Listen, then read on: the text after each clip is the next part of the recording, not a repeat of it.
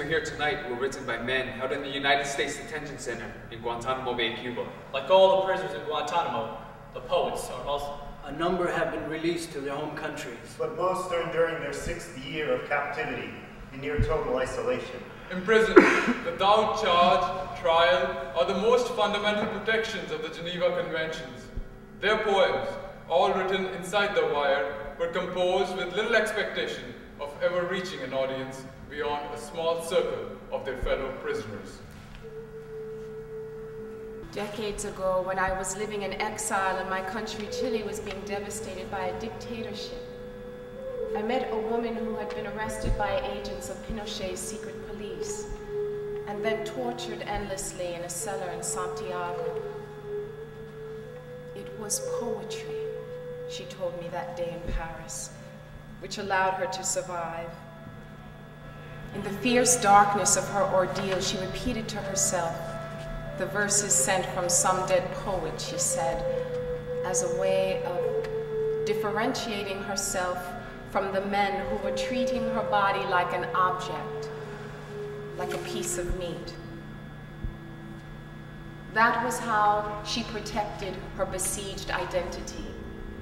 It was the one thing that those jailers could not touch, could not deny her, could not erase.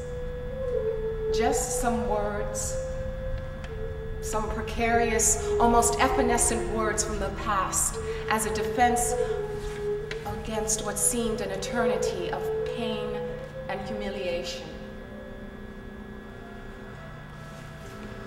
My colleagues and I, all volunteer lawyers, first visited Guantanamo in November 2004 after receiving secret-level security clearances from the FBI. What we learned from our clients on that trip was shocking.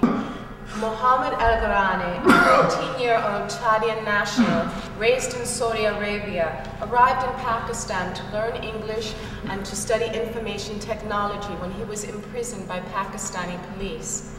They hanged him by his wrists nearly naked and beat him if he moved. In January 2002, Gharani became one of the first enemy combatants transferred to Guantanamo Bay, where he remains.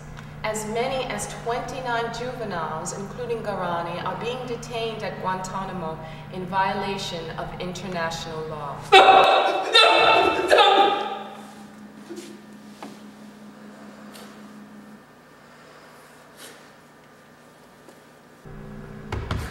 Bye.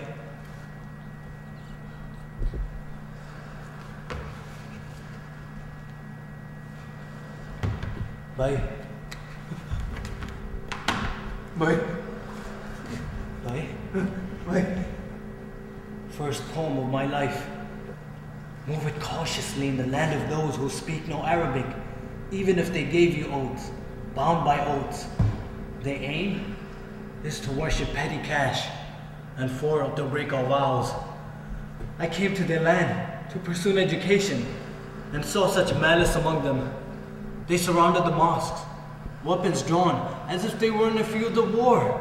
They said to us, "Come out peacefully and don't utter a single word!" Into a transport truck they lifted us, and in shackles of injustice they bound us. For 16 hours we walked. For the entire time, we remained in shackles. All of us wanted to evacuate our bowels, but they insisted on denying us. The soldier, he struck with his boot. He said we were all equally subject. In the prison's darkness, they spread us out. In the cold's bitterness we sat. When the red-faced infidels came to spend their money, never had I seen such tribulation. In a warplane, they brought us up, and after a half hour brought us down. We saw such insult from them, not even the book of God was protected. Along with the malice, they were foolish, tribulations, then hidden in imbecility. They carried us afterwards to Cuba, because it is an afflicted isle. Out of spite, they showed such impudence. Their war is against Islam and justice. Ibrahim Al-Rubeish, Ode to the Sea. Oh sea, give me news of my loved ones.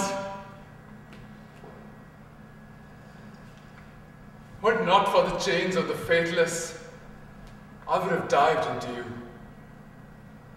and reached my beloved family,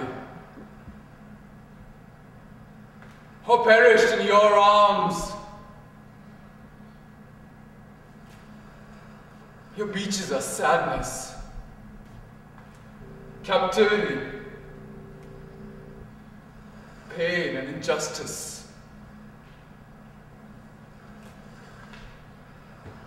Your bitterness eats away at my patience. Your calm is like death.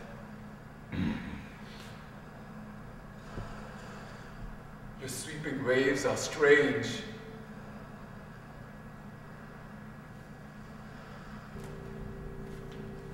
The silence that rises up from you holds treachery in its fold.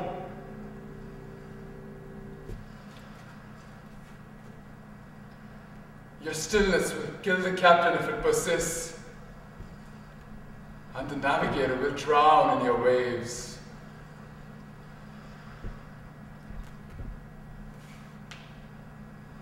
Gentle, deaf, mute, ignoring, angrily storming. You carry graves. If the wind enrages you, your injustice is obvious. If the wind silences you, there is just the ebb and flow. O sea, do our chains offend you? It is only under compulsion that we daily come and go. Do you know our sins?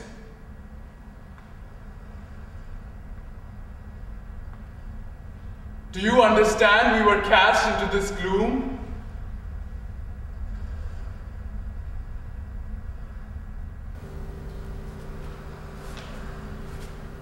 Oh, see, you taunt us in our captivity. You have colluded with our enemies, and you cruelly guard us. Don't the rocks tell you of the crimes committed in their midst? Doesn't Cuba, the vanquished, translate its stories for you? You've been beside us for 3 years. And what have you gained?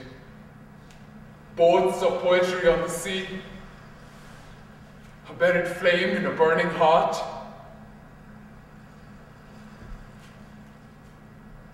The poet's words are the font of our power. His verse is the salve for our pained hearts.